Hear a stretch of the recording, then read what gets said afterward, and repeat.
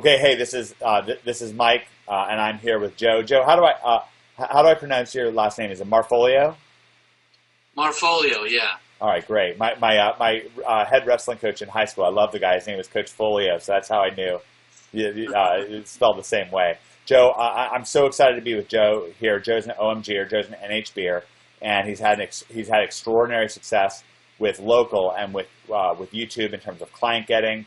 Going to try to twist his arm, see what we can get out of him, and really, really excited to dive in with you. And Joe, I actually watched a video with you earlier this morning when you were speaking at somebody's event, maybe like Ryan Dice's event or something like that, and you were talking about how you really came back. You were an investor, and you took a really hard spill, and you've used local marketing to build your way back up. And I'm really especially fascinated to get into the minutia and the details of client getting with you.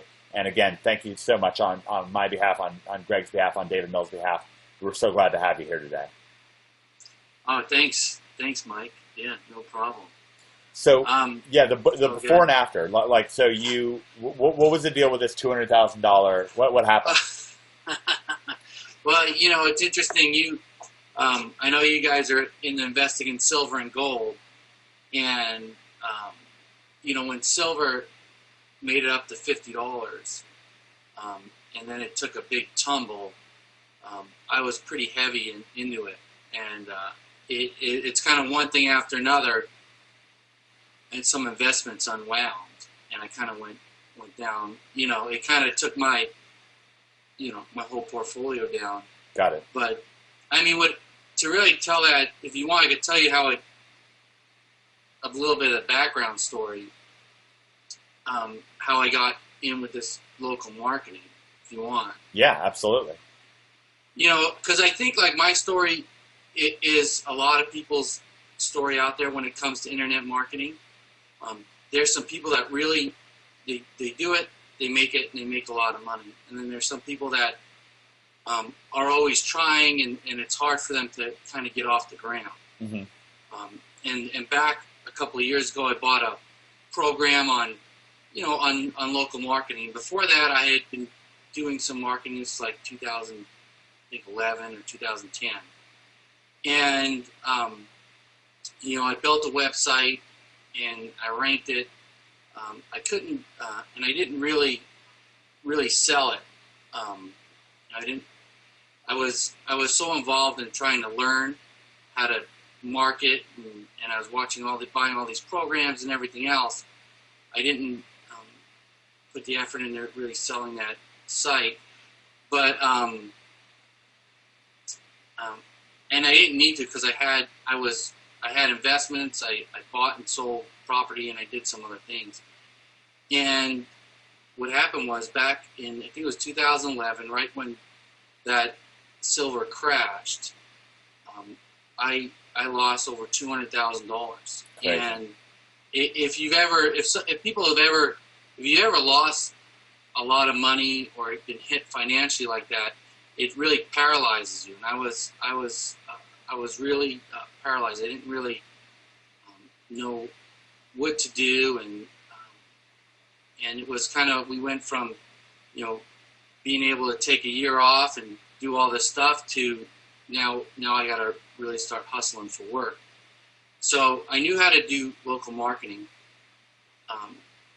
and it was just starting out really back then. But instead of going full gear into that, I kind of went back to do some other work that I knew how to do, which I made good money, but it took me away from my family.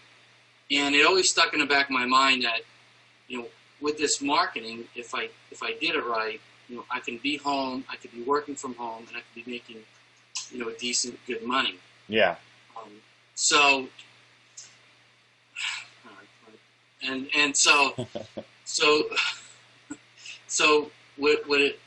what happened is I went to a seminar, and I met a lot of people like who were in the industry, like Qzx899 Pepper, and there was Chris Winters, and a few others were at the seminar, and they were all successful. And I would talk to them afterwards. They said, how are you so successful? And what did you do? What's the secret? And And they all told me, says, there's no real secret, but you just have to take massive action and work really hard and be super focused.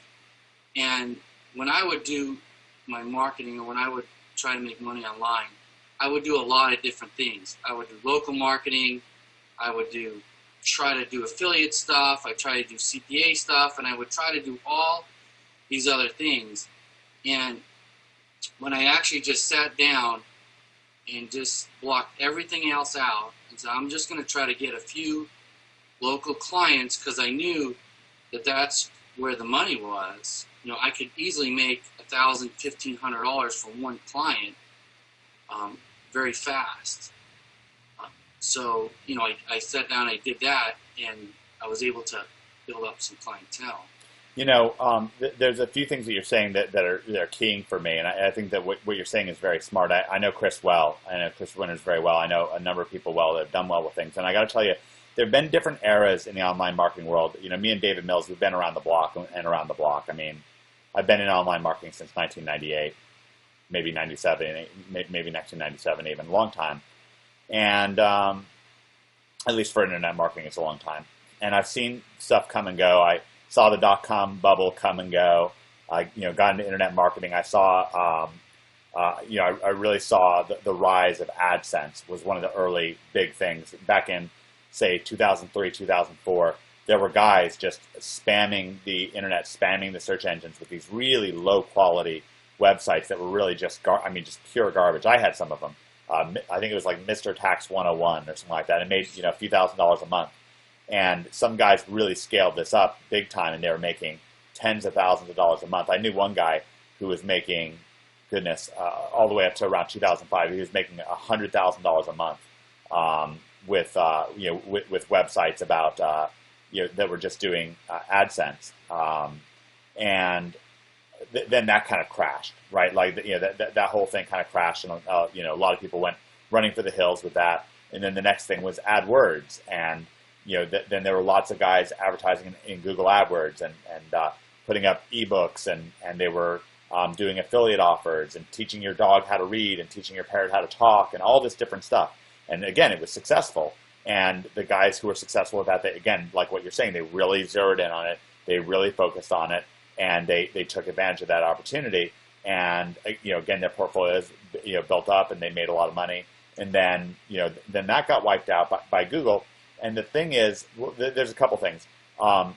Then kind of came, along the lines of with, say, OMG and a bit with BTF, but certainly with OMG, a bit of a stabilization when it came to high quality,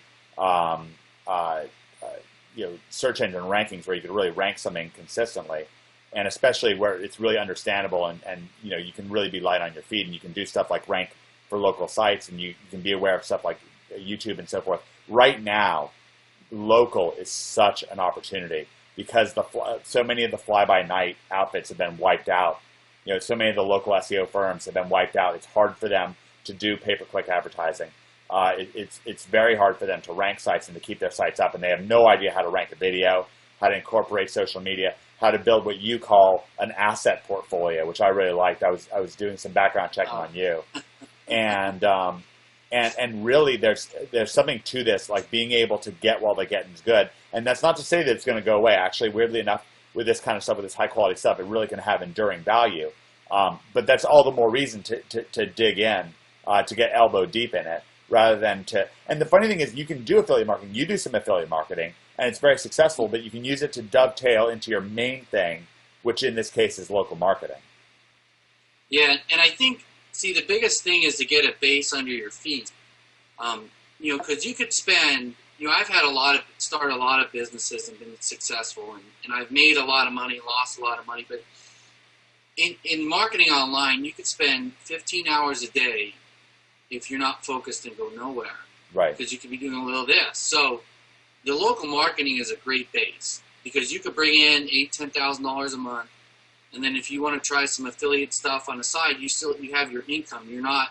Well, and you can use affiliate stuff to attract local clients. I mean, I've absolutely found again and again showing clients gold sites, showing them the way I sold my bakery. They just loved my mystery stuff. It's the craziest thing I've ever seen. But the owner, she's this funny, like really smart lady, and she saw my Area 51 lifestyle stuff. She saw my mystery videos, and she's like, I get it. I get what you do, and I want in.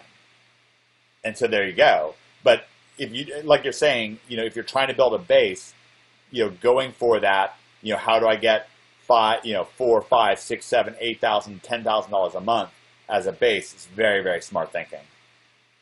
Yeah, and it's fast too. And like the stuff you guys teach in NXP, I mean, it's your hands and above the rest, right? No one's really doing that stuff in local marketing. And one of the things is, I see sometimes on the chat and the Facebook, people want to know how to sell their how to get started or and ranking the site and selling it is a great way to go, but sometimes that takes some time.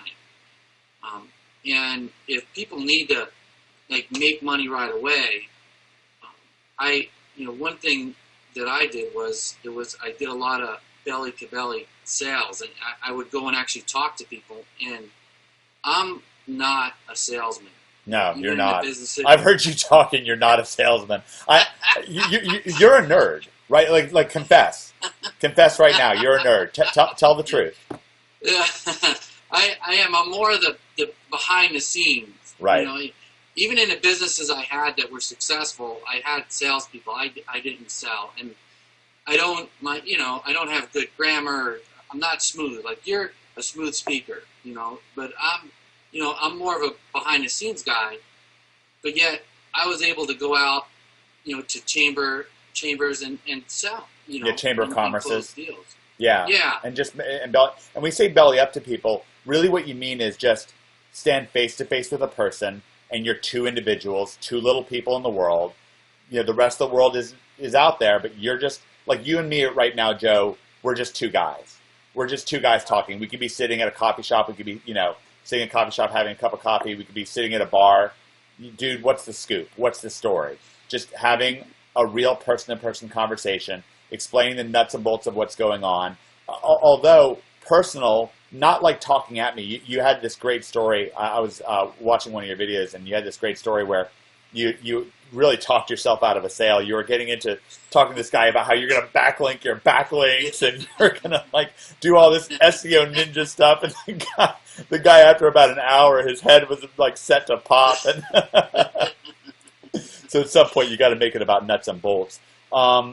Let's get into those nuts and bolts of how a tech guy like you, a self-confessed non-sales guy has had so much success with sales. Can you walk me through, maybe an early sale and then maybe a recent sale, and some of the ways those things have happened for you? Yeah, I mean, one of the things I did, and like I told you, it's really with this chamber, and I know a lot of people when they get in a situation like that, like if you've ever been in a network meeting or something like that, it can be unnerving. And I had a guy that really helped me out. His name is Jody Underhill, and he's he used to be a business consultant, and he is really, really good at sales. And what he said is when you go to the meeting, he goes, don't sell anything. Right. He goes, don't even go there, and you don't even want to even try to close a deal or get a potential client. He says you go there and you ask questions. Right. And you'll be surprised that if you go there and just without the mindset of selling, how easy it is. So I'll go there and I'll just start talking to people, and the first thing I'll say is, what do you do? And they'll tell me how long you've been doing it. Oh, well, if it's your business, how'd you get into it? So let's do some role playing here. Let me go back a few years, and I just opened up my game store, and I mean this. I remember the guy who I rented my place invited me to the Chamber of Commerce. I never went, but let's say I went. Young guy, I'm walking around this room, and I run into you. You seem friendly. I'm like, hey, what's going on, man? Hey, how's it going? Mike? My name's Joe. Hey, Joe. What do you do? What's your business? It's the craziest thing. I actually I just opened. This is going to sound like a little crazy, but I actually just opened a game store. I just said, it's right down Rio Hill Shopping Center, and I just opened it up. And I'm straight out of college, and I have a passion. I used to be a pro card player. I still do it a little bit, but I just opened a game store, and it's funny here because I'm at this meeting. I am so freaked out because I just opened this store, and it's like some people come in and stuff because I'm right next to the TJ Maxx. I put it right next to the TJ Maxx because I want to.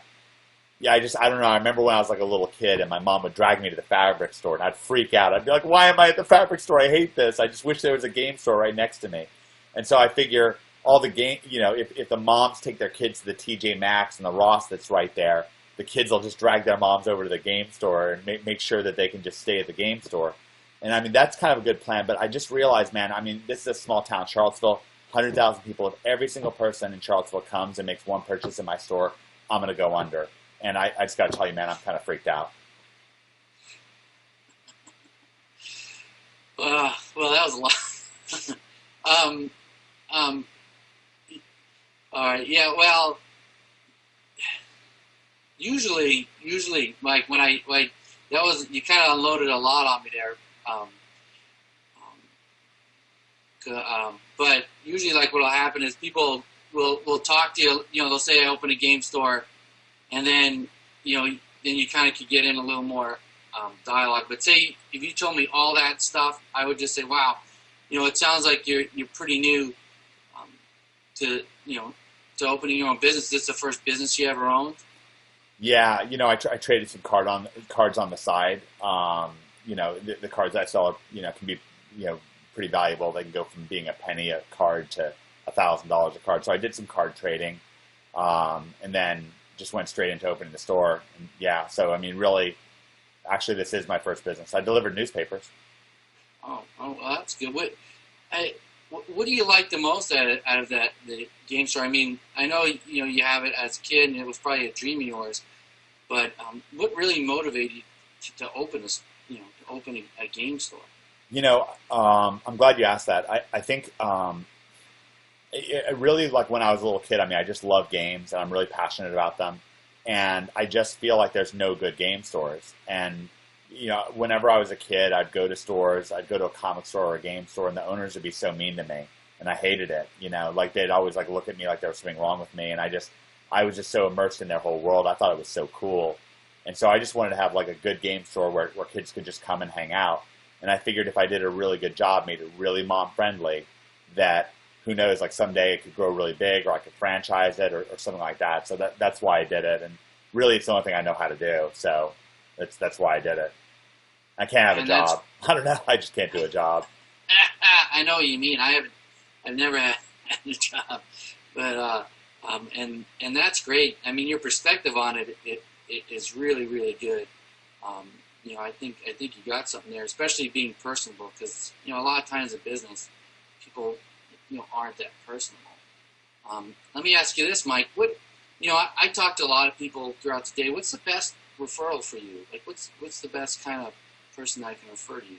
Well, I mean, the best. I have this mom named Madeline, and I have this friend named Jason, and they, at this point, realistically speaking, bring me most of my business. So this mom, she's got a couple of kids. I think that she does it because she just wants her kids to have friends, but she, like every Wednesday, she'll like drag in a new friend with her kids to introduce me, and I'll just be sitting behind that counter kind of cleaning or doing some books or something like that, and that's really great because then I've got a new mom.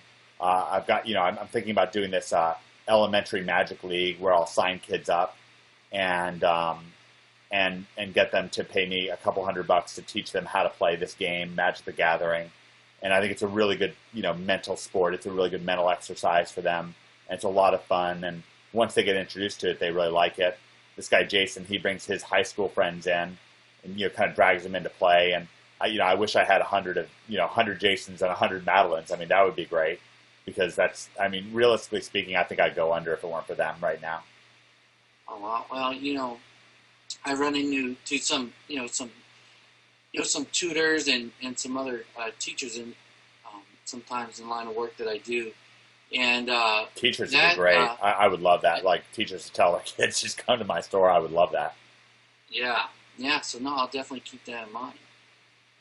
Well, it was nice talking to you, Mike. But I got to get around and start talking to some other people here. Wow, that's it. I would feel I just want so much more. I'd be like, come back. Well, I feel the takeaway. Here's why I did that. I'll tell you why I did that. And it might be just because we're role playing, but when you go to I feel like I bored you. I'm like, no, come back, Joe. Well, what happens is, like when the whole point of going to these meetings is you're trying to establish a strategic alliance. So the people you meet at these meetings, you don't always necessarily want to sell to them. You may never sell anything to them. But what you want to do is you want to set up another meeting with them to let them know about your business and their business and how you can help each other. Yeah. So this is like trading. Like what you're doing is like the same fundamental principle behind trading. Like when I was card trading, like it was all about figuring out, what do I have? What's it worth to me? What do you have? What's it worth to you? What does he have? What's it worth to him? Right? So like, you know, what resources do I have? What's it worth to me? What resources do you have? What's it worth to you? And the more you do that, you find out that this guy has something that he doesn't value very high. You really want it, and I make that trade, and that's how I make my money. And in the same way, it's like you're figuring out what everybody's needs are and what their strengths are, and you know your own strengths. Is that right? Right. Yeah. And you also want to find someone who you can work with, right? So like I'm talking to you, and you know you gave me a whole list your business, and you're excited about it and everything else, and I kept asking you questions, and you answered, and I even kind of led you in, like, hey, I run into some people sometimes in my line of work. Yeah. You never asked me what kind of work I did. Oh, that's true. What I did. I was so rude. So, I'm sorry about that. No. Come back, Joe. I'll ask you about your business. But what usually happens is a lot of times when you meet people in the chamber, right? You want to sit down with, you want to try to make 2 or 3 contacts, but you want to make contacts with people that are going to help you out as much as you can help them. And I find a lot of times if people don't ask me about my business, then you know they're not going to refer me, and it's a lot about about them. That's great.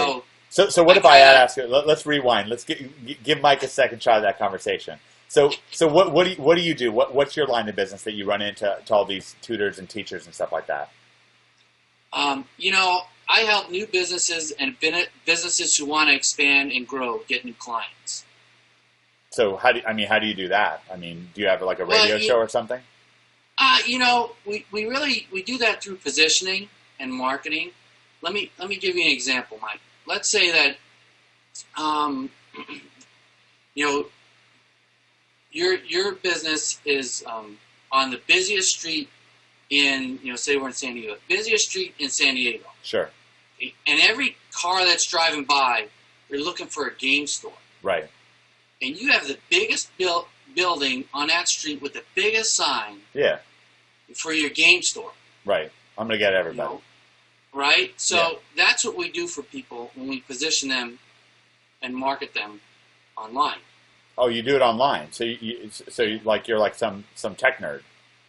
Well, it's a lot more involved, and because we're at this event, I'm really trying to mingle with people, and I don't this conversation could take a little while. How about this? How about we set up a time where I could learn a little more about your business. I could tell you a little bit more about mine. And we can meet maybe for coffee or something. This is killer. I love this, dude. Joe, this is killer. Yeah, I mean, sorry. Like stepping out for a second, I love how you do this. Like this is really, it's really something, because what I did was I really pushed myself into the state. I mean, I definitely regressed like 15 years there.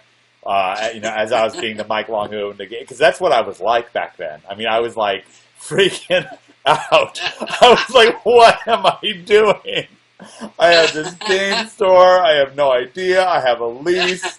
What do I do? And everyone seems so big and important to me.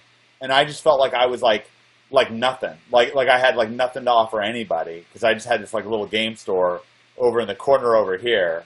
like everyone was this big successful business person as far as I was concerned, and that was, that's how I was back then. Nowadays, obviously things are a little bit different, but really that's how I was back then. That's how I felt back then. And it was actually pretty easy to put myself in that mindset. Like I felt like everyone was like the grand wizard of everything, and it's funny because a lot of people are new business owners. They have that perspective. Now, what's it like? What would the conversation have been like if I had been a little bit more of a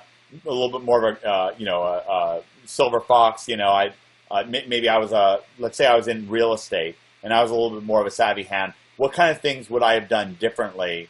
If I were to reverse things, like let me be you and you be like somebody who's like a little bit more experienced, a little bit more savvy. Can we do that? Can we flip the script? Can I be you? Yeah, we can do it. Usually I really, all I do is I just ask those questions, and kind of at the end, I just leave it hanging like that. I love that. I want to try doing that. I'm excited.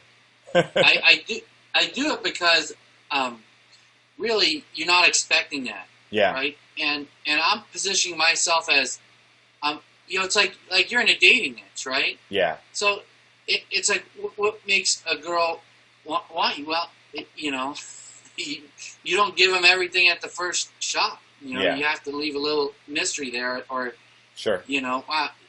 And it separates you from everyone else at the place. Sure, it really does. Okay, so let's just try this a little bit. I'm just curious how this will go. So you'll be Mike. I'll be Joe. So hey Joe, I'm Mike. How are you doing? What do you do? Hey Mike, I'm a real estate agent here. We specialize in short sales in San Diego. Oh, short sales. So you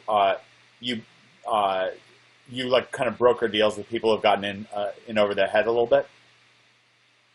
Yeah. We find people who are, we try to find people who want to do a short sale. And we have a group of investors that will buy, they'll buy the house for them, and it works out pretty good for them and for us. Yeah, that can be such a tough place to be. How did you get into that? Do you have a real estate background, or how did you get started with that? Yeah, I've been investing in real estate for about 15 years, and when everything was booming, I opened up my own agency really just to sell my own properties, and then when everything crashed, we kind of reevaluated and got into this short sale process. So it's been working good for us. How are you getting your leads for short sales nowadays? What are you doing to get new leads in the door? Really, it's just word of mouth. Word of mouth, and we kind of talk to people, and people that we've helped before maybe will refer us, or we have different contacts with some loan agents and different things like that. I actually know some loan agents. I'm kind of curious. What are kind of the best kind of people who can refer? Like what's your ideal one or two people who refer you the most customers? What are they like? And because maybe I know somebody like that, I can kind of point them in your direction. There's two people that are really good for us. One is accountants, or help us out pretty good, because a lot of times they may have clients that are underwater, and you'll be surprised, but accountants will refer us, and loan agents refer us sometimes. So it's really those kind of people really will help us out. Huh. Oh, that's really good. Mike, what do you do? Well, actually, I help people position their business. I help them, gain visibility and get a lot of attention that they're looking for. If you can imagine, that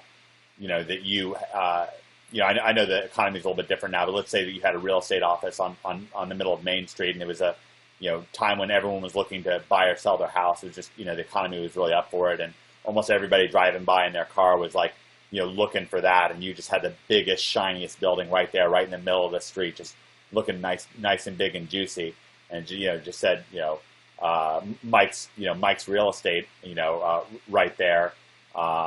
Then as you can imagine, you'd be getting like a lot more business. That's what we do. We do it online. It sounds really interesting. I don't do a lot of stuff online. I mean, what would you do for a business like mine? Oh, I would absolutely love to get into it because I'm fascinated by what you do. Right now, I have a friend over here that I said I'd meet up with, and I want to catch a cup of coffee with him. But I'm loving this conversation. How about we exchange business cards? Maybe we can, instead of a meeting, sit down over a coffee or a glass of beer, and I can explain a little bit more about what I do. I really want to also know more about what it is that you do. And the kinds of people that can help you. That sounds great. Sure. So is that the rundown? How did I do it being Joe? Like what are some of the things I could have done better? Critique me. Well, no, I mean, you did good. You asked the right questions, and I felt a little nervous, just so you know, like genuinely felt like a little bit nervous being you and stepping into your skin. But no, but it was fun for me. I got to tell you, I've never. You said that I'm good with words and stuff like that. I've never considered myself to be a good salesperson. I really struggled as a waiter. It was the hardest job in the world for me. I really disliked it, and it felt really bad to me. And I've never felt like particularly good at face-to-face sales. So it was kind of fun. It got me a little bit out of my comfort zone.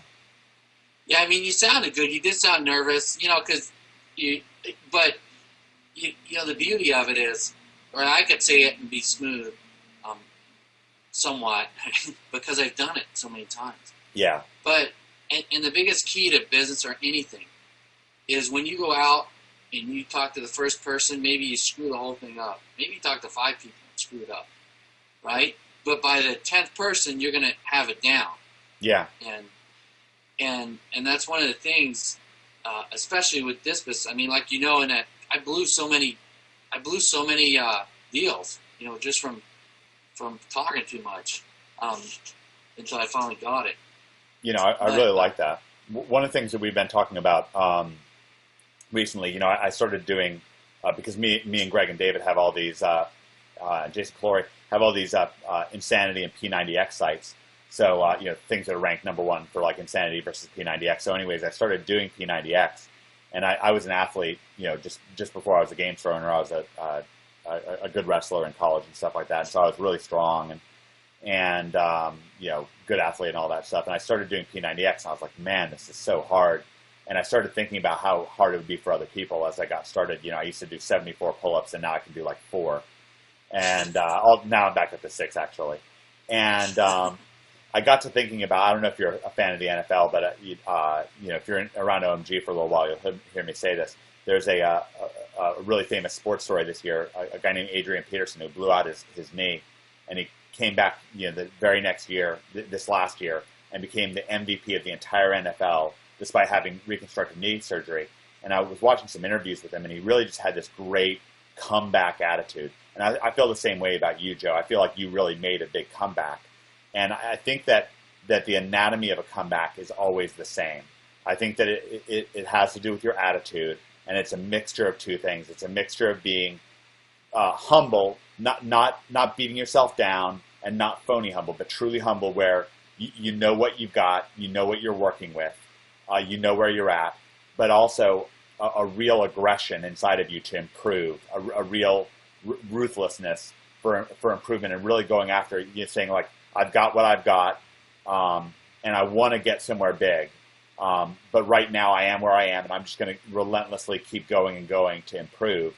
And I feel like as you've made your comeback from from losing your investment portfolio and really taking that dive between $200,000 and $300,000, I really feel like you've made a big comeback. And I feel like it's kind of funny because if I was thrust into a world of having to make face-to-face sales like you, I would have to deal with that. Like I would have to, because one of the things I could think is, oh, I'm bad at this. Oh, this is hard. But it's a lot like, it's like with any muscle. When I first started working out again, I hadn't worked out in years. For somebody else starting P90X, maybe they've never worked out. Maybe they're coming back from an injury, or maybe they've done another workout and they've just kind of plateaued and they feel kind of stuck. And in the same way, what you did was you said, look, I'm not strong at sales, but I'm just going to keep going and going and going at this and start figuring things out. And I just want to compliment you on that, because I really do feel like it's weird to me. I feel like you're this old hand at this, like you're really, really very good. How long have you been doing this now? Since I really started doing it, it was 2000, 2011. 2012 really, like probably February 2012 is when I really So like 1 year? started hearing. Yeah, about a year. I mean, I've been doing internet marketing probably a year before that. But really started my business, started to grow. And, it's interesting, like, to get back with the chamber, right? So and this actually happened to me, was how I got a client was I met at the chamber, I met a videographer. And, we sat down, we talked, and he actually, from that meeting, referred me to a carpet cleaner. Probably one of the biggest carpet cleaners in San Diego. Yeah. And I met with that carpet cleaner, and I didn't get the sale, whatever. I screwed it up somehow. But the carpet cleaner said, "Hey, I know another guy who does mold, and I'll refer you to him." And he referred me to a mold guy, and I got that deal. But what I did down the whole line was when I met with the video guy, like say I was going to meet with you and you had your game store. Yeah. Say we met at a coffee shop, I'd say, hey Mike, listen, I blocked out 45 minutes for this meeting. Will that work for you? Yeah. And, so I'm setting the time, I'm setting the pace. So this is like part 2. Can we do part 2? I love this. I know I'm beating you down. I'm the hardest person with an interview because I always come with all these questions, all this curiosity, but I really am so fascinated. So now we're sitting down at Starbucks. Right. And are you comfortable with that? Are you comfortable with just a tiny bit more role playing? We won't flip it. Yeah, I mean, it's fine. I mean, like I said, I might come out of character if I get a brain fog, but but I think this is infinitely valuable. So we're sitting down now at Starbucks, and so the first thing you say is what you said. I've blocked out 45 minutes. Yeah, so I say, hey Mike, good to meet you. I'm excited. I blocked out 45 minutes. I'm on a little tight schedule, so will 45 minutes work for you? Is that too much time? Yeah, absolutely. Thank you very much for your valuable time. I really appreciate that, Joe. Oh, all right. Yeah, great. So and then now usually when I'm sitting down with somebody, the conversation goes different ways, right? But right. I'll just be like, so Mike, you got that video? I was looking kind of at your game store. Yeah. I noticed, and I'm just making this up. I noticed you had a website. Yep. I actually, it was kind of hard to find, but I found your website. Oh, wow! Where'd you find it? Most of the only people who come into the store, they ask about our website, and we hand out a business card with the with the website address on it. So that's usually how people find it. Yeah. Well, it took a little bit of searching. I looked in the city, and I looked up your business name, and I was able to find it that way. But it's a nice website, but did you ever think about putting a video on there? Putting a video. Actually, this is kind of interesting. I can go to the Wayback Machine and pull up my old website. And I'm kind of just, I mean, they don't all go like this, but it's just but that's really great. I actually really like this Wayback Machine. So it's called theendgames.com. theendgames.com. Hopefully this will still come up. And let's go all the way back. You can see it goes all the way back to 1999. Wow. So let's go to 2000, see if I got anything up there. You can see my screen, right? Now it's showing Domino's Pizza. What's that about? Yeah, I hope it'll show it. Sometimes these Wayback searches can be a little funky. Yeah, they don't show the whole thing. All right, here we go. Looks like a bunch of broken image tags. Let's try one more, see if we can find a different one here. April 2000. Oh, here we go. All right, so this is when we had the Flash version of it. That was a disaster. That went nowhere. But I just hired different people. It kind of goes to show. So I could say to you, yeah, we tried a Flash guy. Okay, so this might have been what my website looked like at that point. This is like a little bit further on, but it's it's an okay looking website. No video? No, actually, I've always thought it would be really cool to have video, but I don't. How do you get a video? Are you talking about like YouTube, or how do you do that? Yeah, a lot of times what we do it with some with my clients is we'll shoot a video of their they kind of explain a little bit about their store and about themselves. Yeah. And you can actually do this yourself. Oh, wow. And actually probably for a game store like yours, you don't want the video to be too hyped up or too fancy. You can actually, probably take your iPhone, or you probably got a video camera. Sure. And actually, I do. Yeah. When people come to a website or when they're looking for something, they're really, there's a few questions that are in their mind. How do I know, that you know what you're doing? How do I know you're not going to rip me off? Okay. How do I know that how do I know that I'm going to like what you have? Yeah. And so I mean, a lot of times when people shoot these type of videos, they'll be like, "Hey, my name is Mike Long, and we have this game store, we're the best game store in town, blah blah blah," and it's just an advertisement. Yeah. How do you get around that? Because I wouldn't know what to say. Sometimes what you do, you say, "Hey, I'm Mike Long. This is the end game, and we've been here for over a year.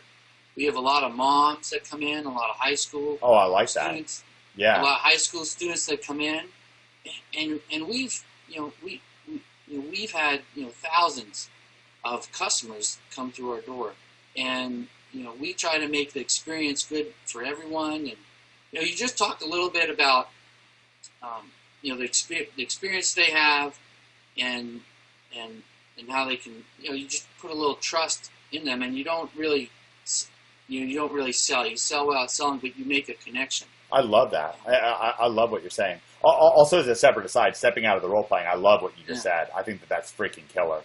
Right. So okay, so if I start saying like, wow, like now I feel a little bit nervous on video and stuff like that. I've never been on live video, for this kind of thing.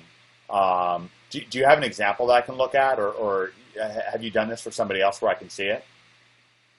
Yeah, I mean, I do. I have some examples of some clients of mine we've done that for, but and I could send them to you, but really, even though you may be nervous, and maybe take a couple of takes of it, mm-hmm. but it's more natural too. It comes across more natural. It comes across more.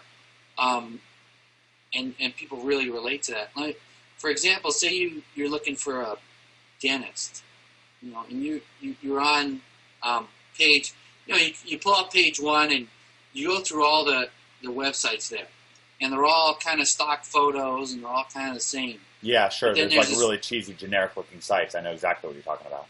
Right. So then there's one dentist and he has a video. Yeah. And in the video, he's talking about stuff, and he's talking about kind of what he does. You almost feel like you know him already. Yeah, for sure. I know exactly what you're talking about. I'd like that much more. So, and I could show you some examples.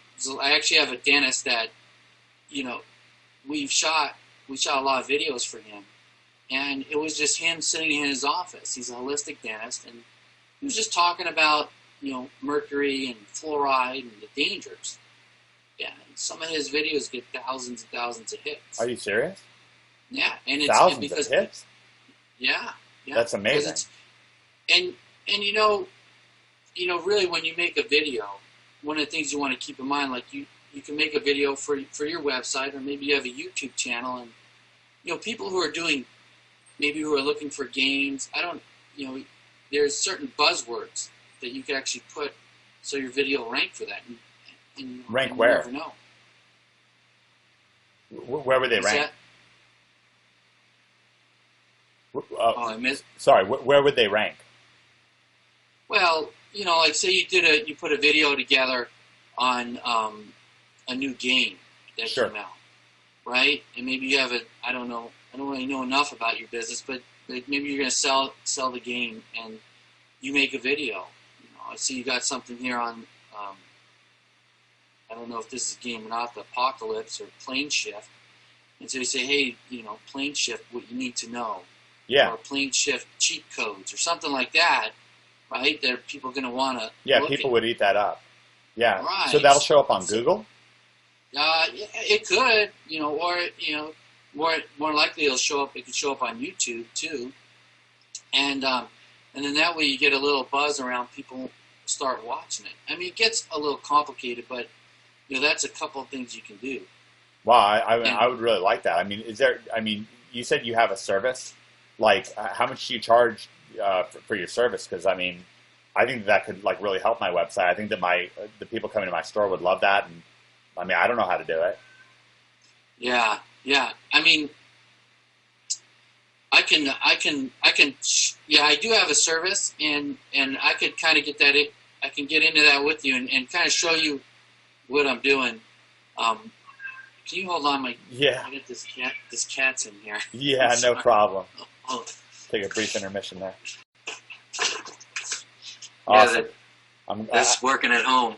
Yeah, no, that's great. Well, it's funny that you mentioned that, but it really is.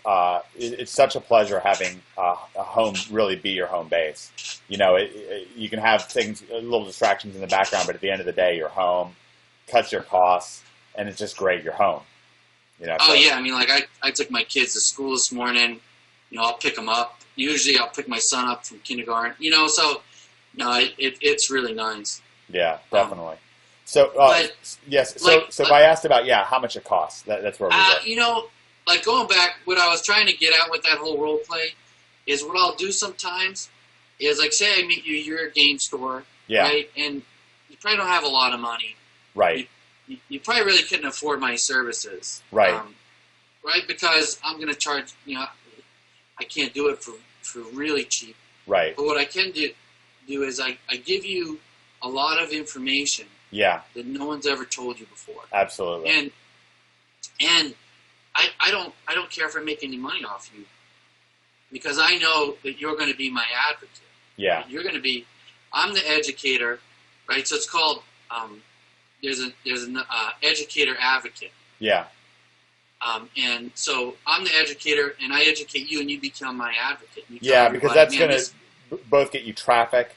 It's going to get you leads, and those leads are going to be pre-sold on you. So right. It's combining both the traffic and the conversion elements of your business get combined into one right then and there. So you're empowering a salesperson who's also going to be a lead generator for you. Right. So, there's so many people going to be coming in his store. Right. And be like, oh, yeah, I know this guy. He knows everything about that. Yeah. And or where, how did you get this video on your site? Well, I'll tell you how I did it. Joe showed me how to do it. And you should talk to Joe. And people feel genuinely grateful. I remember the first time I went shopping for a house, I didn't wind up buying the house, but I referred like 5 or 6 people to share. I still remember her name. Her name was Sharon. And this was like 15 years ago. I still remember it. So it really is, it's a really powerful emotional thing. And once you're set up in a small town, you have these people, you're really setting things on your side, when it comes to this stuff. Now, when it comes to places to meet people, where are you meeting people? Is it mostly these Chamber of Commerces and small business meetings, or are there other places that you're driving traffic? I basically do a lot with the Chamber, and there's referral groups. There's some, like in San Diego, there's quite a few. I mean, if you just type in referral meetings or business network meetings. Let me do that. I'll pull up Google here and we'll have a look at that. Just 1 second. There's also, I forget the name now, but there's, what's it called? Where meetup groups. Yeah. Are you talking about like meetupgroups.com? There's also stuff, I see a fair amount of people doing stuff also with like LinkedIn and stuff like that. Yeah, I'm pretty simple. I don't do a lot of that, but I find a lot on the referrals, and because like with Chamber, you don't even have to be a member. They have these mixers, and you can just go as a guest, and sometimes there's like a couple hundred people there, or 100 crazy. depending where you're at. So this is the San Diego Referrals Incorporated. Right. They've got a whole website here. There's San Diego, SanDiegoBlog.com, San Diego Business Group. Right. See, so there's all kinds of business groups. Yeah, and then there's Chamber of Commerce. Yeah. Commerce. Right. San And Diego B Chamber and of I Commerce. groups are big across the whole country. What are they called? B and I groups. Okay, let me see that. And it's a big. It's more of a. It costs a little more to join, but the whole idea of the group is that they refer each other. Right. They really focus on Like kind of referrals. inter-networking. It's sort of like a fraternity. Yeah, I'm seeing this BNI San Diego. Right. Yeah, so the whole idea behind it is you're in a group of like say 20 people, and you have to refer people, and like it's a really like it's really intense. But they'll let you do like a 30-second introduction, and then you get like a 4-minute thing to explain your business. And what's amazing about marketing online is when you really tell people get ripped off so much. Yeah, they do. It's an incredible thing. Like, it's one of the things that we see with OMG all the time is that everyone thinks that they've heard it, and I'm like, no, you haven't heard it.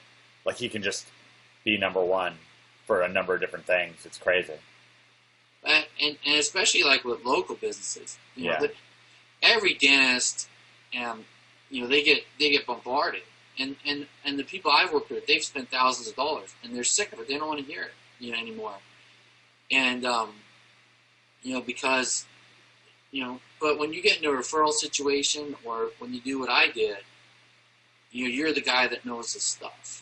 Right. So it separates you. Yeah, you're like a wizard. Like everyone else is on a different plane than you, right? Like, because you're like, there's two sides of lead getting. One is like all the ways that they're doing it, local stuff, print ads, magazines, local magazines, newspaper ads, maybe radio spots, TV spots, whatever their organizational situation they have with getting referrals from their friends or whatever. And you're like, yeah, you got that, and I got the internet. And it's like, whoa. Yeah. And too, they say, like, and a lot of people will go in a situation, they'll say, man, I just don't know enough. Right. I don't know enough. But there's a saying, this guy Jack Mize used to say, he said, in the land of the blind, yeah, the one-eyed man is king, right? Yeah. So you know tons more than all these other people. So anything you say, most of what you say is going to be, make sense to them. What are some of the biggest objections that you run into, and how do you overcome them? Hold on, let me get my screen blacked out here. A lot of times the objections I'll get is I got a guy who did that and he couldn't, or they'll say I have a web guy. Yeah. Or they'll say, I tried it, it just doesn't work. Yeah, like it didn't work for me. Yeah, or it doesn't work for me. And a lot of times, like, I had the one guy who, it was actually that mold client, that it was that situation where, I spoke to him for an hour, blew his mind with all the stuff, all the tech stuff. And, he had a web guy doing his SEO. He was paying him like $1,600 or $1,700 a month. Right. And the guy was doing nothing. The guy ran a couple of free press releases a month, and that was it. And he wasn't doing anything. Right. So I had given him this whole layout, and in the end, he just said, well, my other guy, he's going to do... Yeah, I'll take the devil I know over the devil I don't. Right. So, and so what happened is I met with him on if I remember, I met with him on a Thursday, and he says, well, I'm going to think about it that Monday. And so on Thursday, what I did is I knew I had kind of blown that meeting a little bit, and I knew he was a little skeptical. Right. If I can do what I said. Right. So, and I don't know if this is legal or not, what I did, but it's not it. I mean, it just, I took one of his videos. He had a YouTube channel. Yeah. I downloaded it off his YouTube channel, and I put it on my own YouTube channel. Right. And I ranked it. I started ranking. Right. And by Monday, he called me. It still wasn't ranking, right? And he said he's going to go with the other guy. Right. I said, that's fine. He says, you want to pay him a bunch of money to do nothing for you?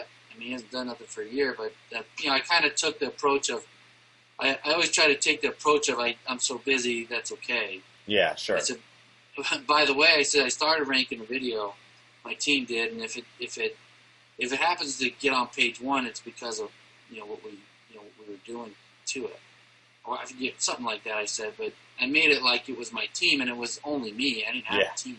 Yeah. Right. But so that Monday, it was like that, or was that Tuesday? It showed up on the bottom of page 1. Yeah. So I texted him and said, "Hey, your video's on the front page." And he texted me back, "I'll call you in the morning." Well, the next morning it was number 1. Nice. And so he said, so he called me up. He said, "Wow," he goes, I've had so many people tell me they can do this stuff, and you've actually done it." That's so cool. And with video, it's so it. easy to rank, especially for a local term. I mean, give me a break. Yeah, it's not that hard. It's a lot harder it's a lot easier than a website. Yeah. And so when I talked to him, he says, he starts going, "Oh, I really want to use you, but this other guy, he's going to reduce his price, blah, blah, blah." I said, "Look," I said, "the guy's name is Gabe." I said, "Gabe, don't worry about it." I said, because I called 2 other mold guys, and I told them I could put their video where your video is. So I got appointments with them on Thursday and another one on Friday. I said, so you can keep going with your guy. And, he turned around, he said, no, come right in. And I closed a $32,000 wow. deal that way. $32,000. It was whatever it was like $2,000 a month and like $7,000 or $8,000 up front. Wow. So yeah, and because I showed him some proof. So and these businesses, they have ad budgets to spend. Just because they plead poverty doesn't mean that they don't have ad budgets. They're trying to get people in. Right. And here's a trick too, is a lot of businesses have made these videos. Yeah. Like there's a company called Turn Here. Like if you YouTube, I think it's Turn Here, you'll find their website. And on that website is all these local businesses. And a lot of those videos have 1 or 2 hits. Right. Right? So you can I think it's Turn Here Films. Is it Turn Here Films?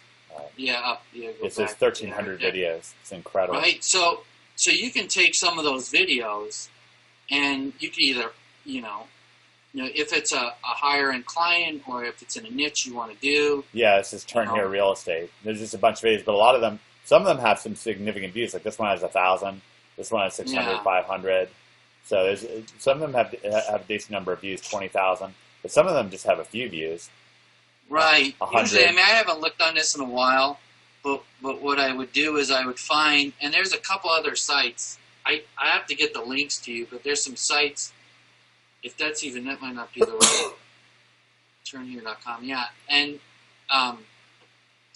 there's some sites that just deal with lawyers, and they'll make videos, and then you could actually take some of those videos and you could rank it. Yeah. Or you can just tell them, listen, or you can, if you send them an email or you get in touch with them and you tell them, look, I'll rank your video on page 1 and you don't pay me until it gets there. Yeah. And once it gets there, it's $150 a month. Right. And it's really a cheap, the 150 is just a lead in. Right.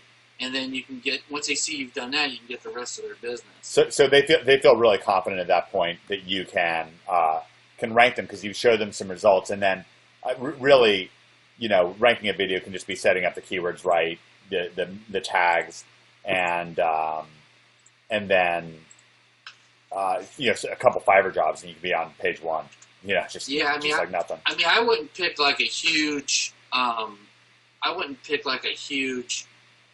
Niche right off the bat. I wouldn't say I'm going to rank for San Diego real estate, right?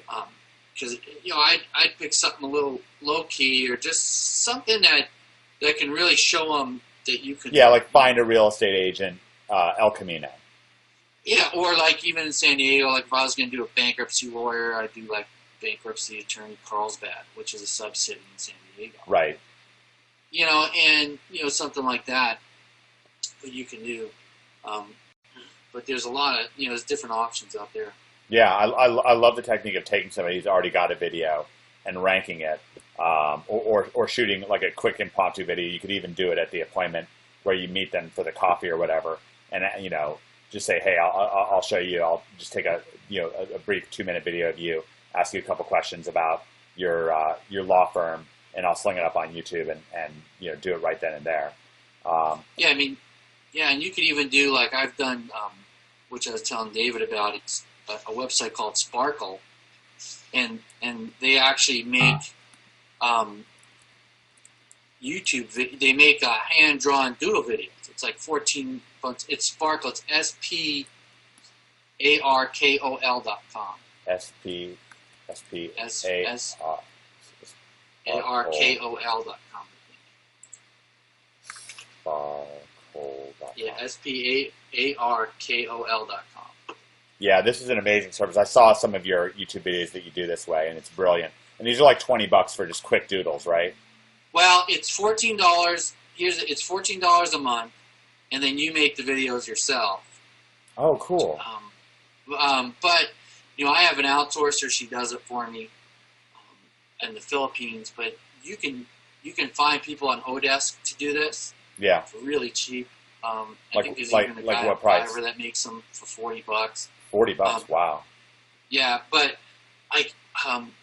if you're going after, like if you're say I want to get into the dentistry niche and I want to find. I mean, this is huge. What a great resource just to have a line drawing video like that. $40. You built that into the cost of things. You show them another line drawing video and say, I'll make you a line drawing video like this. Boom, you get it up. I mean, it seems like a thousands of dollars production thing. They've probably seen TV commercials that are like that. Yeah, or you even rank it and then you offer it to someone and like Greg was saying on one of his office hours, you rank it and you lease it out, or if this guy don't want it, this other guy. And yeah. What I'll do is I'll actually put a tracking number on it, and I'll send the right, because you can make it for an 800 number, and you can reroute that 800 number just like that. Right, and what a lot of these services have is what's called a whisper, which is when they pick up the phone, they'll hear Joe's leads, and then someone saying, "Hey, I need a plumber." And then after he gets 3 or 4 calls, say, "Hey, I'm Joe. Yeah, I get my leads. Yeah, here's you want to lease this video." Yeah, it's just very powerful, very very powerful. And so it's that's a great way. Yeah, I love that. I've seen one of your videos that was like that. I thought it was brilliant. I got to tell you, Joe, I'm really blown away by the value that you provided here, and it's just incredible that the role playing, the walking things through. Can I ask you one final question? You said something in the videos that I really liked about deal structure, where you got a retainer, but then you also would collect a monthly fee, but it was all centered around, I mentioned this earlier, building assets and building their asset portfolio. Can you talk a little bit about that and what you mean by that? Because I thought that was so brilliant. Well, I bought and sold businesses and had businesses, and whenever you go to sell a business, the first thing you got to calculate is the assets you have, right? So normally advertising is an expense; it's not an asset. Right. So what I try to do is I try to tell people that, I call it I forget what I call it, something like my monthly marketing asset, my monthly marketing building asset plan. Right. I forget, but right, and so what it is we, I explained to them how we build out. That's so smart, because that's the kind of thing that business owners want to brag to other business owners about. Like, oh, you're spending money on the yellow pages. I'm building assets. That feels good. Right. See, they're used to it's an expense, but now I'm turning that expense into, look, you're building your business, because I build your asset and I rank it. That's bringing you in traffic. It's literally saleable. Like having a video up like that that's ranked number 1, it's saleable. Right. And then the way I work is I say, all right, so you got, and I tell them it's like building a house. The foundation is we get the foundation. That's the upfront cost, right? It's the foundation. It's getting your conversion right on your website. It's building the properties we need.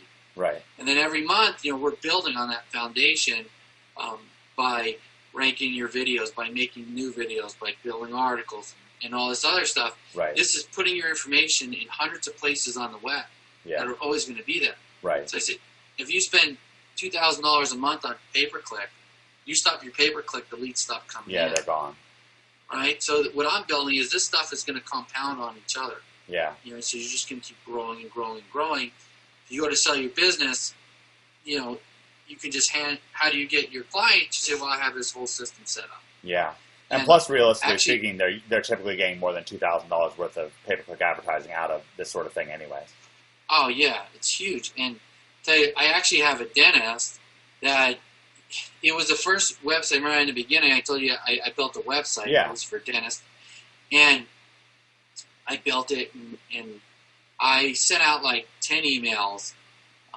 You know, I got one guy called me. I met him, and he didn't want it, you know, because I probably oversold or whatever I did. He didn't want it. And then I got in touch with another dentist called me, and he took it. And you couldn't find them online anywhere. And it was really, they were real nervous about working with me. And the only reason why they did it was because I had ranked the site. But they had been ripped off a lot. Yeah. They couldn't fill their calendar more than 2 weeks. Right. And it was, you know, and they had a big office. Oh, wow. Yeah, it's a lot of mouths to feed. And after, I think it was after about 6 months, you know, they're booked out for 3 months.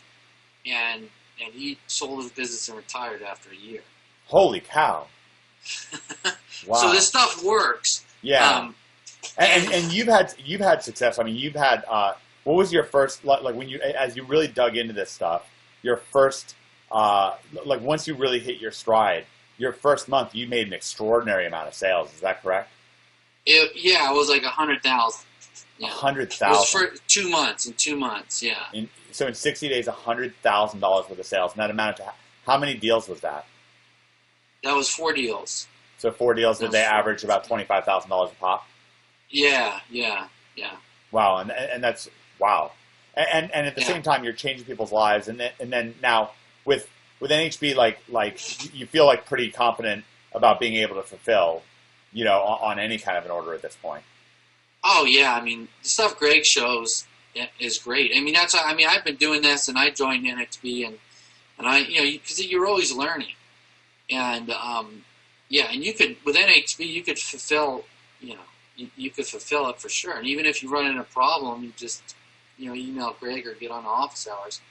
So no, it's really good. And you know the thing with me is when I do something, I gotta know that it's working.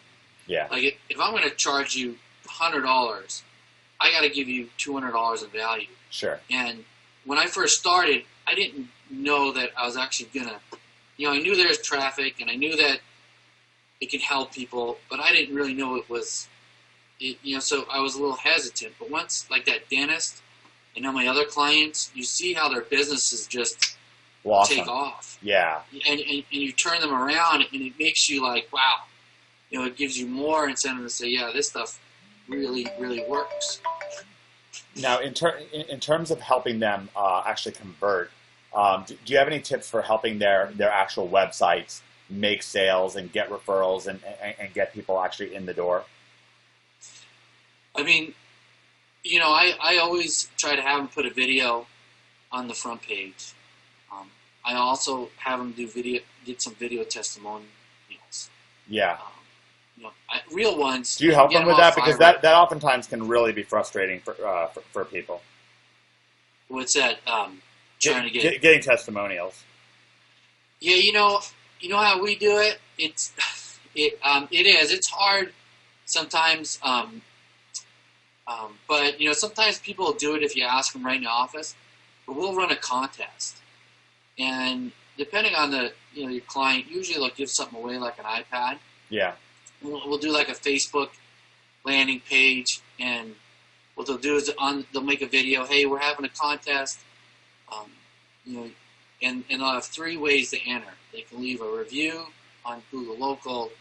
There's a Facebook app where you can get reviews, and then send us a video testimonial. If they send a video testimonial, they get like 3 extra tickets. Oh, cool. And on their website, they could download the video right on their website. Yeah, and an iPad can be like $500, like for a dozen or 2 dozen testimonials. That alone could easily be worth it for a business. Oh yeah, and then you get Google testimonials too, and really all you need is, I mean, 3 or 4. If you have 3 or 4 testimonials, you know, what we usually do is we'll put on the front page kind of like a rotator box. Yeah. Watch our video testimonials. Yeah. And it'll rotate through different pictures with a play button, and when they hit it, it'll pop up a video with all the testimonials. That's killer. And it's just more like proof, right? Because everything anymore is about social proof. Yeah, sure. Testimonials. So we do that, and then we try to do as much video as we can on the site, and as much personal stuff as we can on the site. I love that. Well, you know, I got to tell you, Joe, I think this was extraordinary. I think it was incredibly valuable. I really appreciate your valuable time.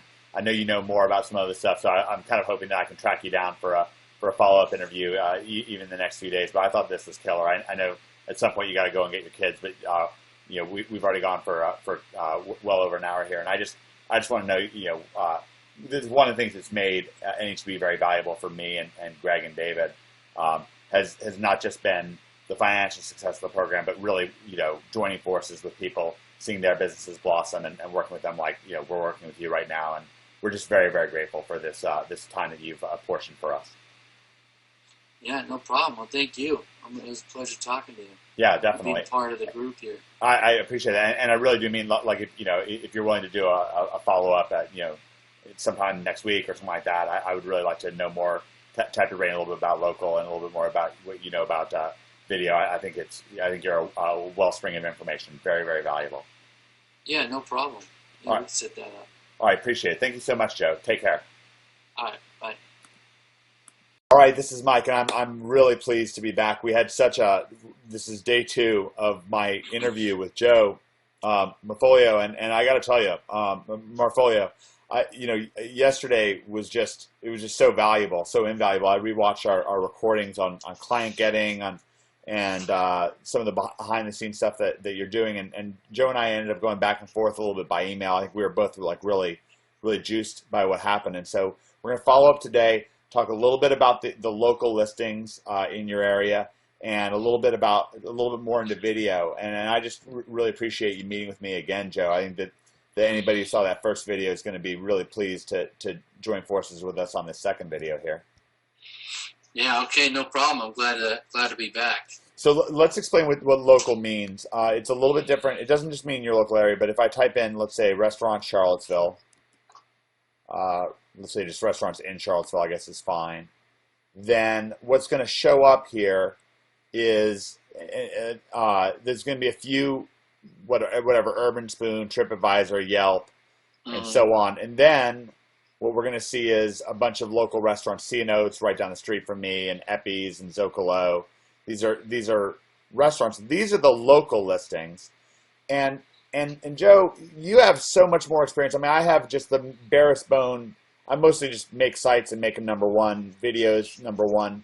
What are, in terms of putting together a local listing, that's pretty step by step. You can just search, you know, Google local, and that'll happen. But what do you do to competitively? You talked in our last interview about doing an iPad thing, and does that, you know, how does that all work? This C&O here, they've got 105 Google reviews. Is that what they're doing? But then Mel Mushroom has 96. What's the deal? Well, like with restaurants, for example, you usually get a lot of reviews for restaurants because people just leave, you know, naturally leave reviews on restaurants. Yeah. So that's probably how they got so many reviews there. Yeah. But like if you're doing just a local regular business, like maybe like a lawyer, what should I do in Charlottesville?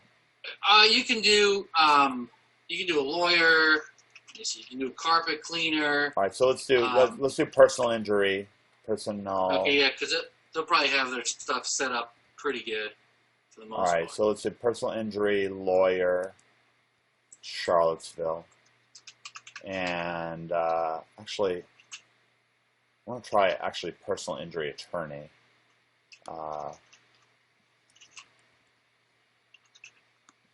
All right, so I did personal injury attorney.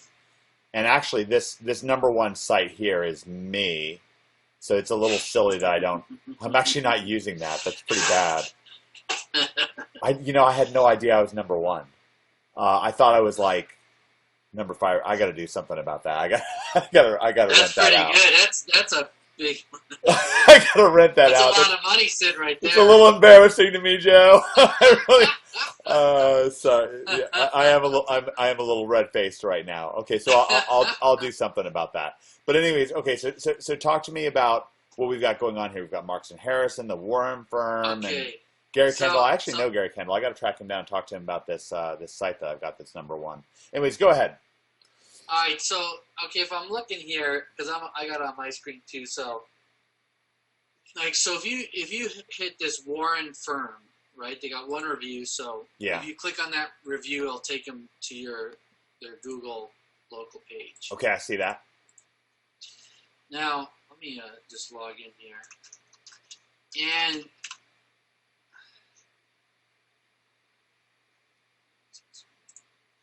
so now what this is they have a regular Google local page here. Yeah. So yours the same as mine. Yeah, it looks like they even changed it just recently. They got this big header here. So what he's got is he has his pictures in here, and he has the address. Now there's one thing that you can do with Google Local that makes a big difference with businesses that are stationary, yeah, that are not service businesses. Okay. Because you can get a Google business page. You know what that is, right? You get a Google Plus business page. Yeah, sure. And you could connect it with your Google Local page. And then what you do is you have a lot more. You can show videos on it, and you got a lot more things you can do with it. Yeah. What's the distinction with service? You can't do it with. This is one of the things when David Mills was talking to you. You actually have this distinction that because you've just been in the trenches so much. Yeah. Well, when they first did this, you had your Google Plus business page, and they said, hey, connect it with your Google, well, at that time, Google Places, and it became Google Local. And you had to go through this whole rigmarole to get them combined. And then all of a sudden, one of my clients who went on and his Places page, or his local page, was ranking everywhere. And we go on there, and it's deleted.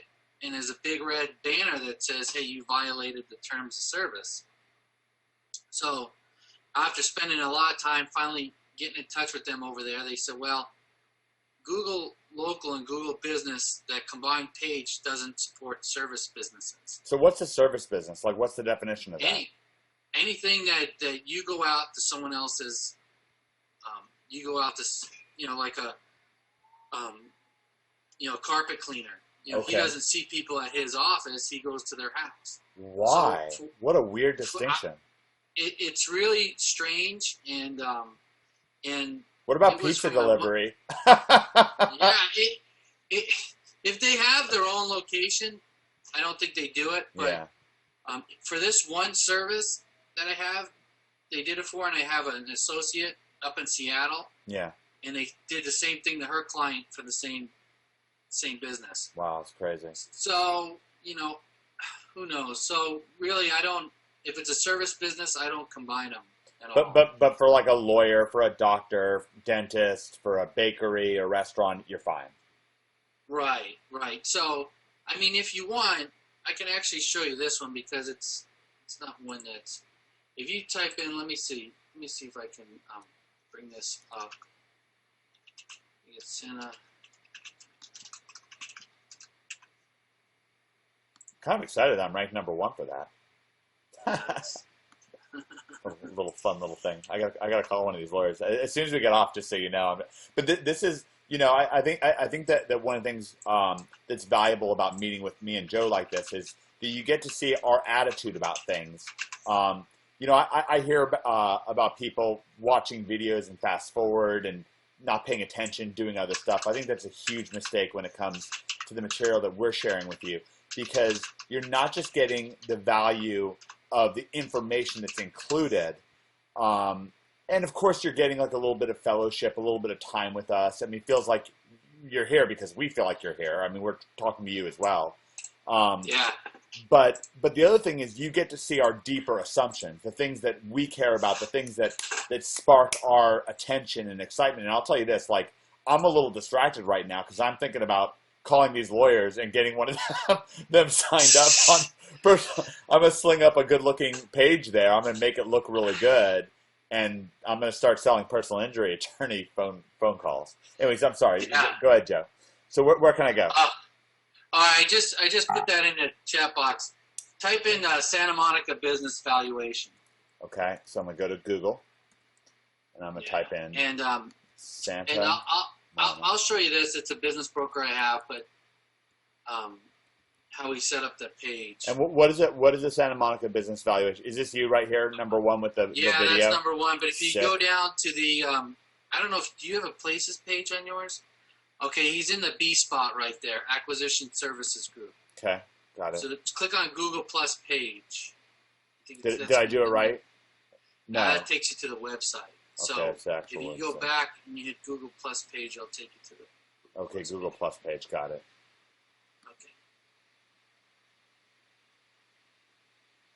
So they just changed the way the layout of the page is, probably in the last couple of days, because that big header banner situation, that wasn't like that before. Got it.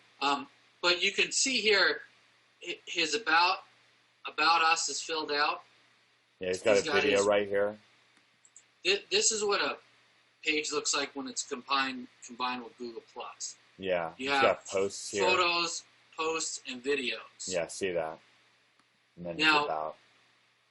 If I was going to just take this client on, what I would do is you put in their address, you put in their categories, and then you see here there's their description. It says with more than 30 years experience. Yeah, I see that. Let me zoom in on that so it's a little bit easier for people to see. With more than 30 years of experience, Acquisition Service Group has established teams of highly respected Los Angeles business brokers that serve San Diego, Orange County, Inland Empire. Yeah, it's just a description, but we have our keywords in there, but they're not stuffed. Sometimes people just stick all their keywords in there. Yeah. And so what helps the Google local to rank, there's a few different things. There's obviously reviews. That helps. Yeah. You don't really need a lot of reviews, but you do need reviews.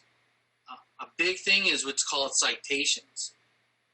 What a citation is where their information is found on the web. So if you have a dentist and it's 123 Main Street, San Diego, California, right, then you put that address the exact same way in a lot of different directories like Yelp, Yahoo, Bing, Merchant Circle.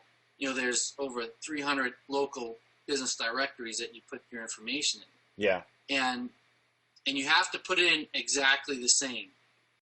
Big Smile Dentist at 123 Main Street, and you spell out the word street, you have to spell out the word street every single time. Every single citation that you do it on. If it's if you put ST, then you have to put ST on every single. Same capitalization, same everything. Right, same exact thing, and even the description has to be exactly the same. So you're not going to get hit for duplicate content for the description. No. So this is somewhere where duplicate content really actually is, on your side. Well, yeah, because then Google, when you put in exactly the same, then this is one way that Google knows that citation actually belongs to you. Right. It signals to Google this all lines up. It's like all the holes line up and it can pass the needle straight through. Right. And then you also link it. I also run some links to these Google local pages also. Just 1 second. Jason Clory is calling me. I just got to tell him I'll call him right back. Hey, Jason. I'm talking with Joe Marfolio. It'll take me a little while. Can I call you back in a little while? All right, thanks, man. Bye. Hopefully I'll edit that out. If I don't, I'm sorry. Okay, so let's see here. So you were just saying that the citations all need to be the same. Now, is there a way of getting to all of those services at once in just one fell swoop? You said 300 services. Well, I don't. What I do is, I do as much. I'll do maybe 50 at a time or 25 at a time. You do them manually or with an outsourcer? Like an outsourcer. I have an outsourcer that does it for me. Some of them, the more valuable ones are the ones that have more authority. Yeah. Sometimes you have to do a phone call or something like that. Yeah. So I'll do those myself, but I just kind of do it until I get the results I want. Got it. And what's interesting is I have one client. We ranked their video pretty fast on page 1, and their site was on the top of page 2. As soon as their site went to the bottom of page 1, they got the A spot in the listing. Wow. On top of Google. So like coincided. Yeah. It doesn't always, like, none of this stuff really, you can't say it's definitely going to do this or that, but because their places page or their local page was set up right and he had enough citations out there, then when his site got to the bottom, he went up to number 1. Right. Right. And the other thing is he had 2 reviews, right? And then one of the reviews dropped off, and he went back to page. Then he was no longer in the A spot. We got another review, and he popped back in the A spot. That's crazy. So these fine-tuned differences really matter. Let's jump over to this personal injury attorney, Charlottesville. So let's take a look at Gary W. Kendall here, and let's say we wanted to. Okay, so this is his site, which I have opinions on, and you'll have opinions on too. But let's not look at his site anymore because that didn't feel good. We'll have to talk to him about that. Let's look at Gary's Google Plus page. So what would you recommend? Okay, yeah, let's talk about this. So what do we got going on here? You're like, oh. let me just pull it up here. I got to get back to it. Here we go. Okay, so yeah, he hasn't done anything with this at all. I don't know, he probably hasn't even claimed it. So, the first thing he would need to do is claim it. Right. Right, and then what I would do is I'd have him. Now, the back end of Google Local is the same as Google Places has always been. Right now, they're in transition, so you can enter information in a couple of different ways. But once you get to the back end, what you want to do is you want to put in, make sure whatever his name is, Gary W. Kendall. Yeah. If that's his business name and the name that he's known as, then leave it like that. But if he's like Gary Kendall and Associates or something like that, then that's what you want to put there. You don't want to keyword stuff that, and you don't want to put you don't want to put Charlottesville personal injury, unless that's his true business name. Yeah, yeah. Some people do it and get away with it, but they'll also. Well, I mean, anytime you do stuff like that, the clock is ticking against you. I mean, it's just silly. And then all the work you did is out the door. Yeah. So we gotta get some photos on here, video. Yeah. There's no description. Right. So he'd have to put in his description and then his photos, but you want to make sure again the address is correct. It sucks because this guy's really good. I know him personally. He's great. He really cares. I mean, it just drives me nuts. I mean, I know this guy's good. He's just a really good, caring guy, and he just has no idea. And I'm not saying this to embarrass him. I mean, he knows the law up and down and left and right, but man. Well, and then the other thing you want to do is obviously they give you a space to put 10 photos. Yeah. So you want to put photos in. You want to make sure you tag your photos. Okay, I didn't know that. Now, do you have any photos, JPEGs that you can pull up? Of Gary? Of anything. Oh, I'll show you what you do to tag it. Yeah, sure. Just something on a file, just some JPEG. All right, sure. And Let's see what I got here. I got a picture of the snow this morning. This is the snow this morning. Ha ha. Oh, where is that? Wow. This is today. This is right outside. This is the porch of my condo. Wow. Yeah, we got it today, and it's March. It's like almost mid-March. Man. We got hammered. Yeah. So okay, so how do I tag this sucker? What do I do? All right, you're in a Mac, so I don't know. Can you right-click that or something to get to the properties of the picture? Yeah. So like get info, I guess. I guess I don't know. On mine, it's properties. Yeah. So name and extension, preview, sharing information. Right. Yeah. So there's. I mean, maybe I could show you on my screen. I don't know. Yeah. Let me just make you the presenter. Just make you the presenter. No problem. Let me pull up a picture here. Okay. And then. All right. Let's see. How do I make you the presenter? Make presenter.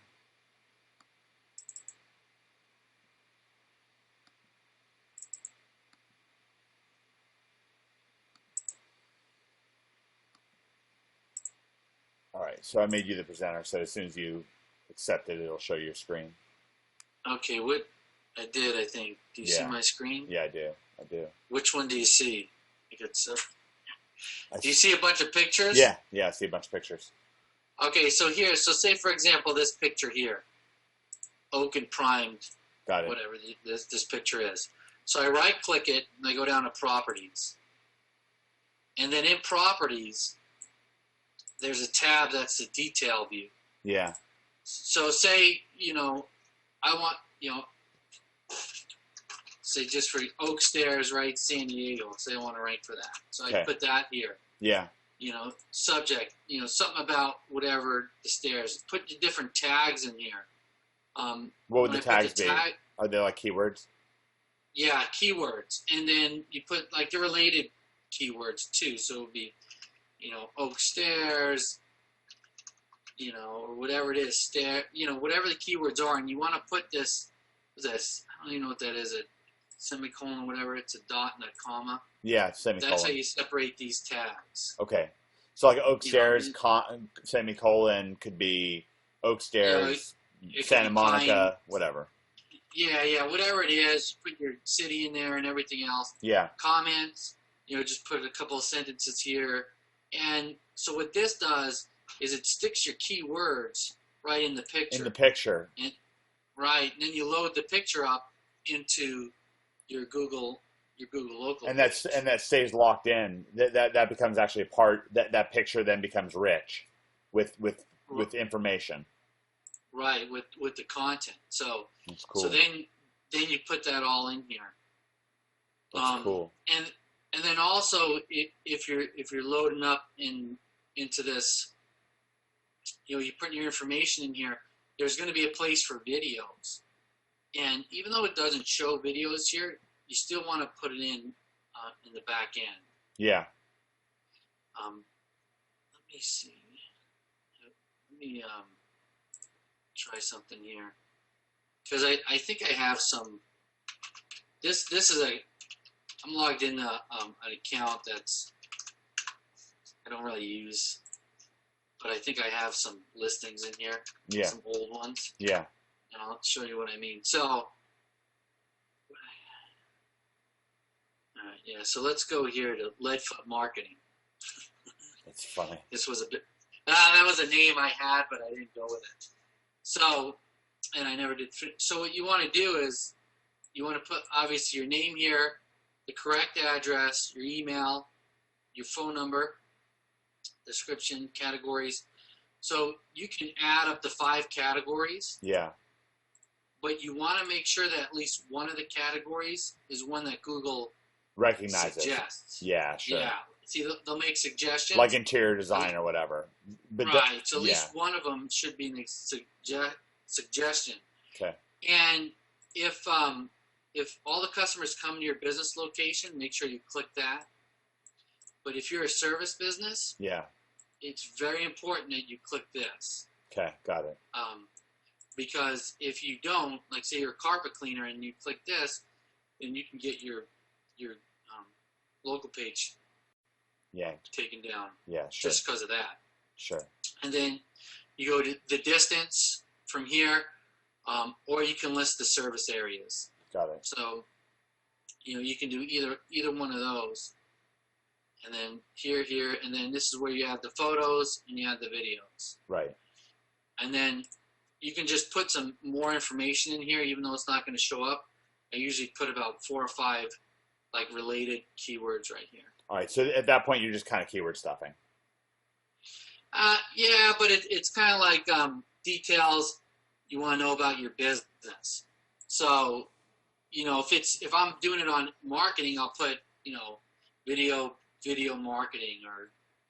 And then what would be on the side of the colon, like video marketing what? Because I didn't understand this myself when I was looking at it. I would put something like I'd put video marketing here, and then I would put here the I'd put the city name, or I'd put something similar. Okay. And I don't really go crazy with this. I just put a few things in there. Okay.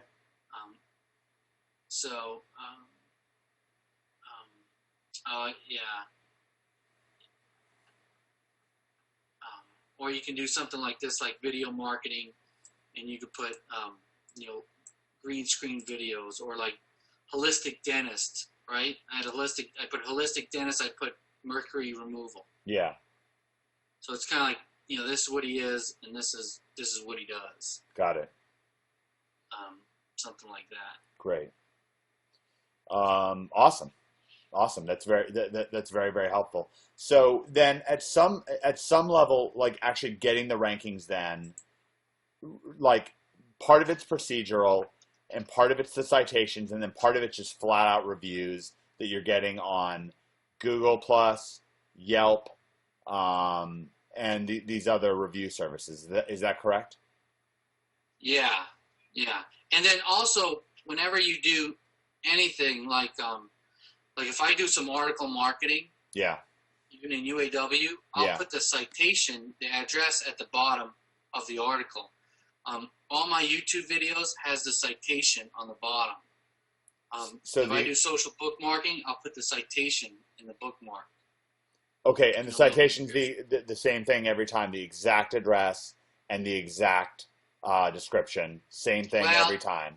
The citation, like for an article or that you're going to put in your video, it's really just the business name, the address, and the phone number. Every single time.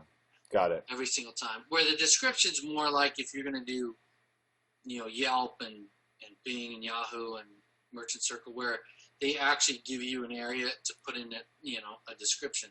Now, if somebody doesn't want to give away an iPad to get reviews, are there other ways that you know of? Yeah, I mean, you can just do it like where a desk could be like if you have a business where people coming in to you, say, listen, we'll give you we got a special right now. We need some video reviews. Can you give me just like a 30-second review, and I'll give you $10 off your bill or something like that. Okay. And what you do is you set up, and a lot of times when people want to leave reviews, they don't know what to say, and they get tongue-tied. So you just give them a few, I just want you to say this, how was the service? What do you like about the service? Yeah, would you answer these 3 questions?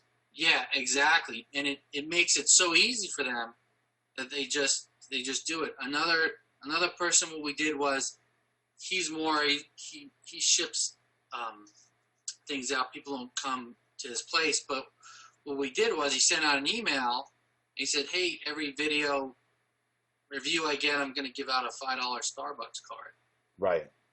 And so that doesn't cost that much, and he got enough for he got enough video reviews. And you just need enough, and then that's just going to put you over the top. I mean, Right. Other people are just not going to have video reviews. Yeah. And by the way, one of the things that you can do is you can just have a service where you go to that business. It's almost less frustrating for you just to stand there for a couple hours, have their customers get in and get the frickin' thing done yourself. Like, at least when you're getting started. I would do it. I don't have a problem doing it. Like, I'm not above it. Like, if I wanted to get, something taken care of, I just often find that just rolling up my sleeves and doing it myself is more satisfying. I learn something doing it. It gets done properly. And you have to understand that it's like we talked about yesterday. Word of mouth really, really matters. Referrals really, really matter when it comes to your business. Yeah, and a lot of times, like customers, we never had a problem getting video reviews because if they're happy, they'll do it. If they could save a few bucks, all they gotta do is talking to this thing. It's fine. They'll do it. And really, if you had 5 video reviews, most people aren't even gonna watch all. They're gonna watch the first few and figure, the first 2 or 3, and they'll usually satisfy them. And where do you put those video reviews? Where on YouTube? I'll put them on YouTube. I'll put them on their website. I'll rank them for different terms. Yeah. So and that that helps out a lot. Like I could show you this because this guy, he sold his business, so he's not even working on it. I mean, he retired, but his site's still up here. And you'll see right here, he's got this video. It's like a box that kind of... Yeah, it's just a text box. It's a widget text box. Yeah, it just kind of feeds through different... Oh, I love... Yeah, you talked about this yesterday. That's beautiful. That's beautiful. Yeah, And then if you click on it, it takes you to some reviews. So, I mean, that's all it is. And this is LaytonDental.com. Yeah. Great. That's great. Yeah. That's very valuable.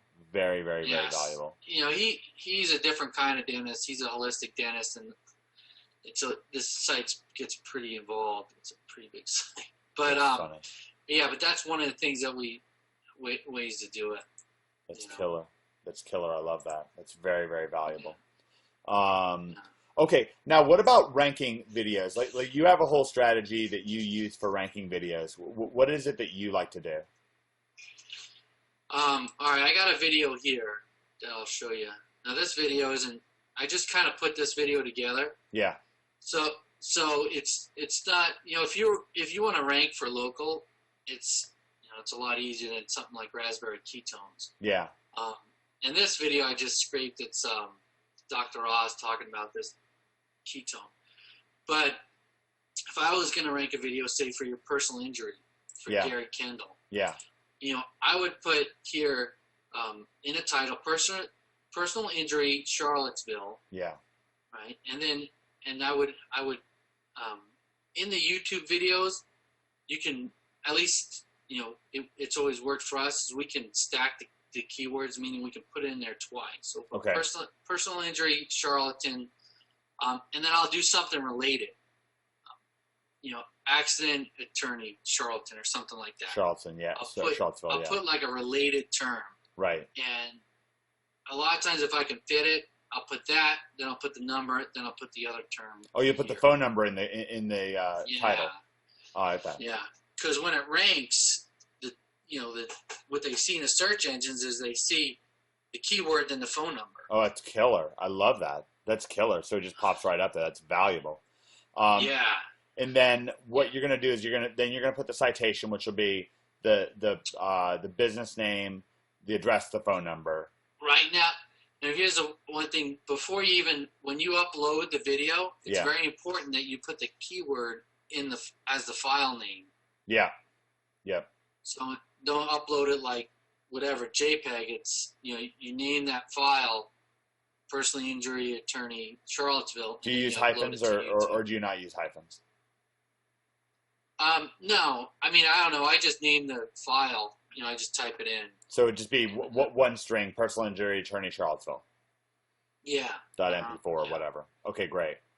Yeah, and then I put that in, and then what I'll do is like this: the description and the keywords I have pre-done, like kind of in a text file. Yeah. Because if you have a channel that you've been uploading to, sometimes Google will your video could get crawled within minutes of you putting the video up. Yeah. And then it may take them a week to come by to crawl it again. So what I do is I have this all prepared in a separate document. And the first thing I do is my keywords are right here. Right at the top. So the first word I want is I want my main keyword. Got it. And then I'll put my link here. The description, for me, I'll do 300 words. You can do more, but usually I do 300 words, and I pepper the keyword in there, and a lot of related keywords too. Like does this video rank? Because it's got a lot of views. It's got like 1,200 views. Yeah, it ranks for some stuff. I mean, I haven't. Because this is fast. I mean, it was published February 19th, which is less than a month ago. Yeah, and I haven't really done a lot with it. I haven't done any linking to it or anything yet. No linking at all? No, not yet. No. Wow. It was like I don't know. I put it up here and actually had my outsourcer put it up, and I kind of forgot about it until I was looking for a video to show you. That's funny. So, and then what you do is you see here, this is actually the link back to the video. So you gave a link back to the same video. And why'd you do that? Well, because people will scrape YouTube for content and put it on their blog. Oh, that's funny. So when they put this on their blog, I'll have a link back to the YouTube video. That's sneaky. I like that. So, and then here, I don't usually do this. I just stuffed it with a bunch of odd keywords. Yeah. I mean, because I was kind of experimenting. But say if this was a local business, I probably wouldn't put more than 3 keywords right here. Right. And so the last words you want are the keywords. Now, if you did fire some links, how would you do it? I kind of have a sheet that I follow. So when I do linking, the first thing I usually do is I'll do some really good social bookmarks. And, there's all different ways to do it, and the way you do it kind of changes. But I use OnlyWire, and there's actually a Fiverr gig that they'll do 40. OnlyWire is a service, right? They'll do 40 do follow high PR bookmarks. Right. So I start off with that, and then what I'll do is I'll put this on. I'll get a Fiverr gig, or if you have Traffic Geyser, I don't even know if they're around anymore, but I'll put this video on say 30 or 40 other video sharing sites. Right. Like Metacafe and Vimeo, Dailymotion. Right, and what I do is I put that video in, and I put the link to the video. Magic Submitter, they're still working on it, but Magic Submitter, I think, will actually do the same thing as Traffic Geyser now. I think you can do video submissions on it. Yeah, so something like, and then what you do is the link that you want to use is you want to link back to this video. Right. Because for some reason, YouTube really likes links from other video sharing sites. That's funny. So I'll link back to this video. Then I may do some more broader social bookmarkings, and another good thing to do is article submissions. Yeah, like UAW or Magic Article Submitter. Yeah, UAW, and there's a guy on Fiverr. He'll submit it to, I don't know, like a lot.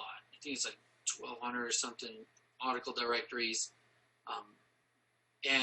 But what I do too, which makes a big difference, is the more places your video is embedded, the better it is. And so I'll take UAW and I'll embed the video in the article. Right. So now it's in, and that helps it out a lot. And you'll put the actual embed code or just the link? No, the embed code and the link. So like with UAW, you can embed videos. Yeah. There's a section. So I'll actually embed the video and I'll put the link in there. Yeah, I did that a lot with the mysterymethod.net. I have a ton of my videos embedded that way. Yeah. So, we do that. And then Also, another trick is if you want to know some of the best keywords, is you can steal the people's keywords by stealing their tags. Like if you got like the top videos, right? Like this lady. Now Google doesn't show their tags anymore. I mean, you can see them right here, but another way to do it is if you go into the source code, you can find the tags. Oh, cool. To see.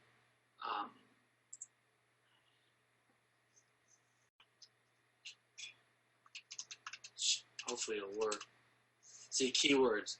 So these are the tags that raspberry ketones diet, weight loss, diet, nutrition, raspberry ketones max, health. Right.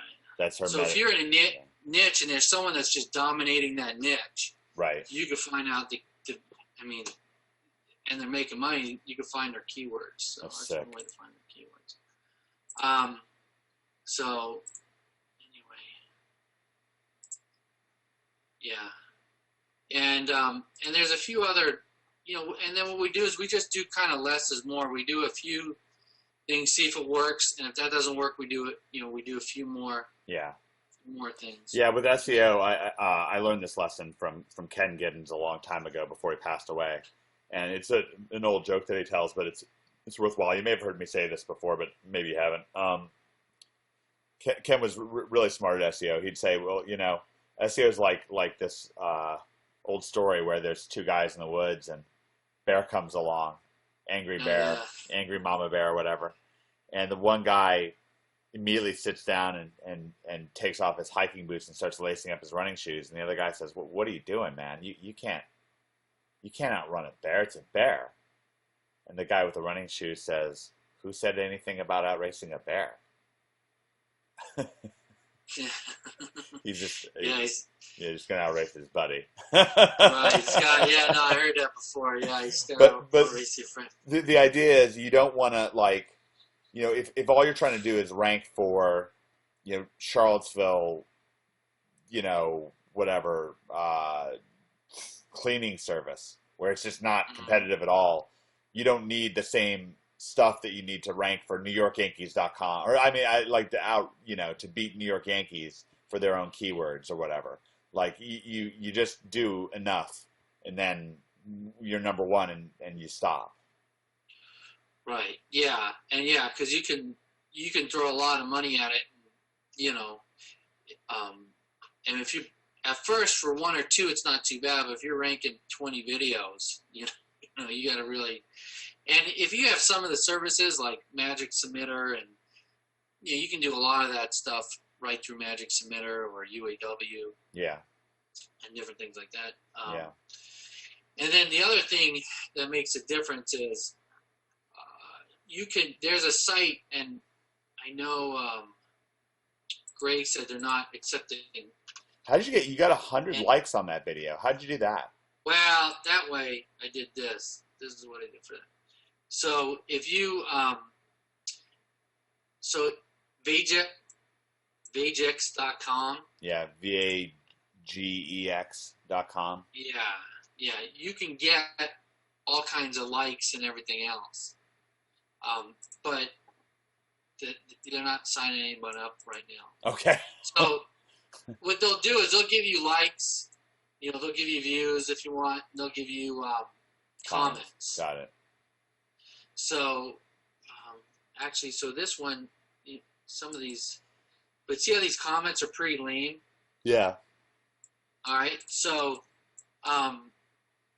what I'll do is if it's a local business, yeah, I'll do these comments, and then there's a Fiverr gig where they'll post 10 comments, quality comments, yeah, and you can give them the comments to post. Yeah. So I'll go to Yelp, and I'll find some filtered comments, some filtered reviews. Yeah. For the same niche. Yeah. Whatever it is, say carpet cleaning, and I'll just copy those and edit them a little bit, and then those will be the 10 comments everyone is going to see. Right. When they come to my video. Right. All right. Got it. So that's another way. Got it. Yeah, because obviously comments are going to help. Likes and comments are going to help a YouTube video. And the thing is, you got to understand that YouTube is just dying for content. They're just dying for it. They really, it just, most of what gets watched on YouTube is music videos, or other pirated content. And just anything that has any originality, they want it so bad. Anything that's at least even essentially like completely copied or partially copied, what we call what's it called? Shoot, there's a term for it that's just commonly Pirated? used. No, pirate is not the word. Where curated content, like Oh yeah. where you're basically taking something that's already published, but you're just giving it different context. That's what you're doing with this video. You're curating. You're just giving more context to Raspberry Ketone. You're taking something that's out there. You're taking a video clip, but you're adding an article to it. You're adding more context to it. You're getting it spread to different keywords, and just by doing that, you really are adding value.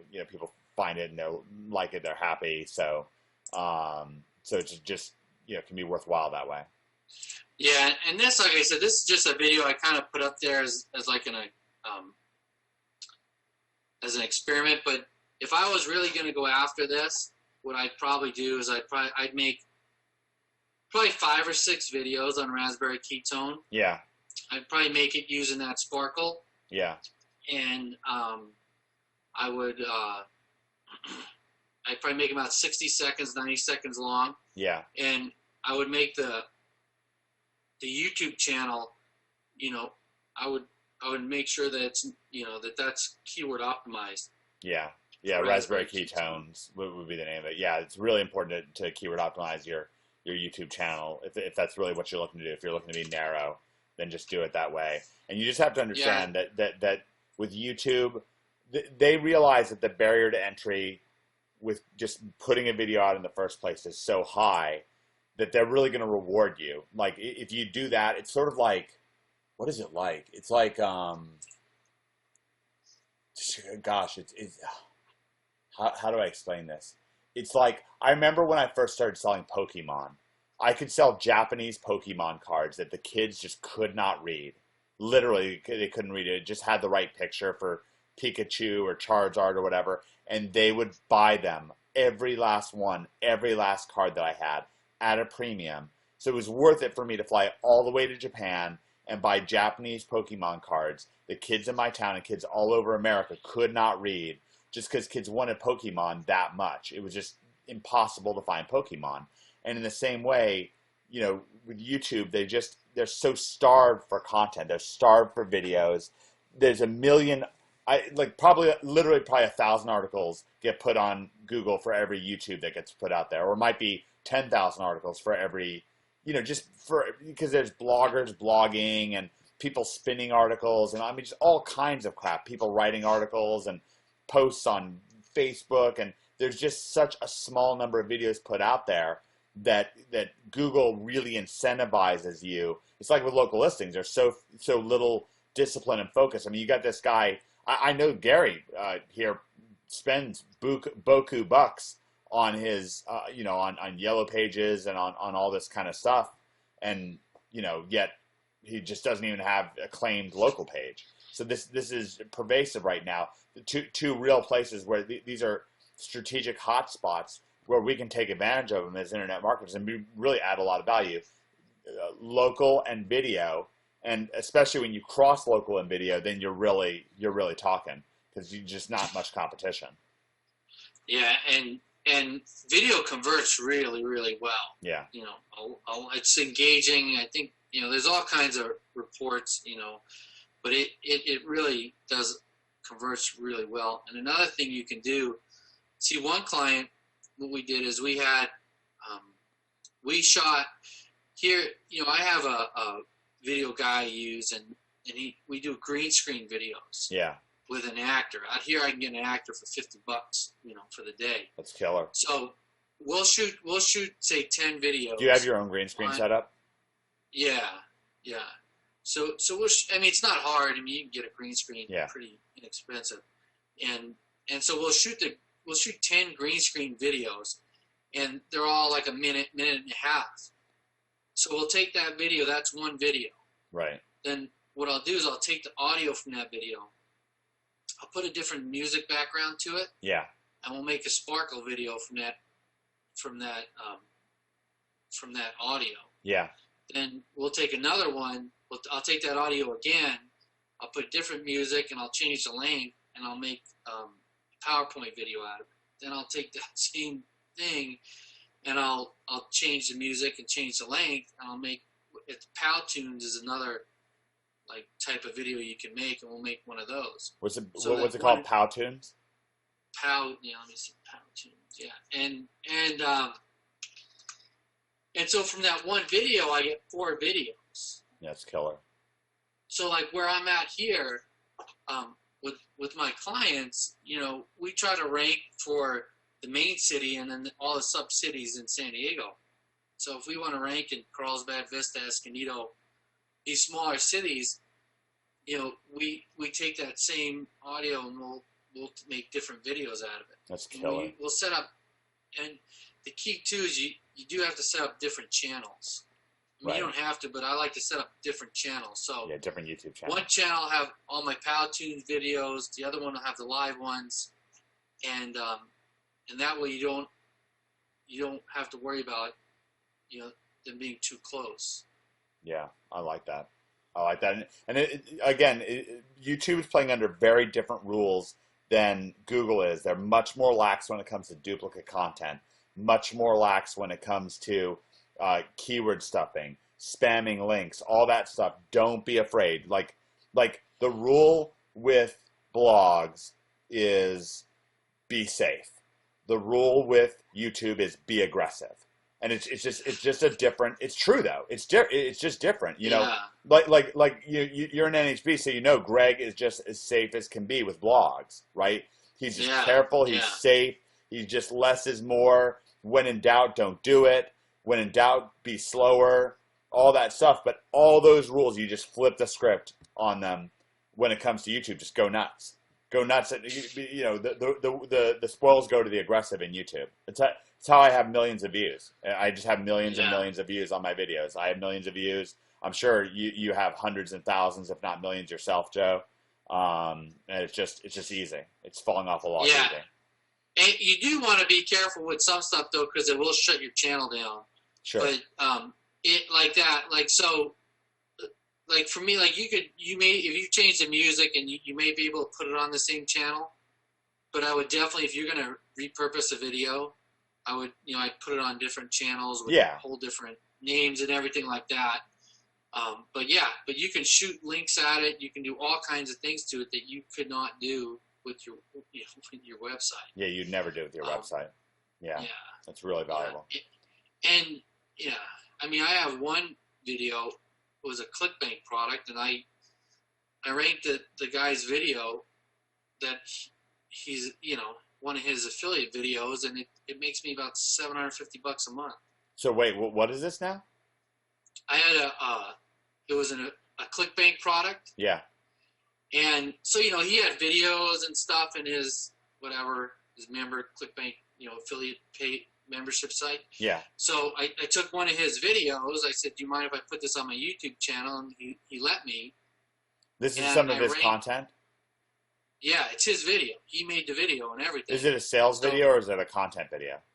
It's like a sales video. The video's, it's a long video. It's like 10, 12 minutes long. Yeah. It's like one of his main sales videos. Okay. And so I took it and I put it on my channel, a channel I made up for it. And, I ranked it. I probably put about $200 worth of links and stuff to it. And right now that makes me about, last month it made me $750. Wow. How much overall do you think it's made you? It keeps going up. So let's say, so January it was like 500. And December it was probably like 200-300, and I did it in November. So over $2,000 you've made with this. Yeah. 10 to 1. That's pretty good. Yeah. And it keeps on going. That's awesome. That's Yeah. awesome. All right, man. Well, I got to tell you, you've been, really, really generous once again. I think that just strategy after strategy that you've introduced here has just been incredible. And I think every OMGer should just, be really appreciative. I'm appreciative of this. This is, that's why we kind of call it a conspiracy. Just getting in there and really sharing the goods. This is just incredible stuff, Joe. I got to say, I'm really, from the bottom of my heart, I really appreciate this. It's very, very valuable. Yeah, no problem. No problem. Thanks for having me on. Man, I appreciate it. Thanks so much, and I'll see you back inside of NHB. All right. See ya. See ya.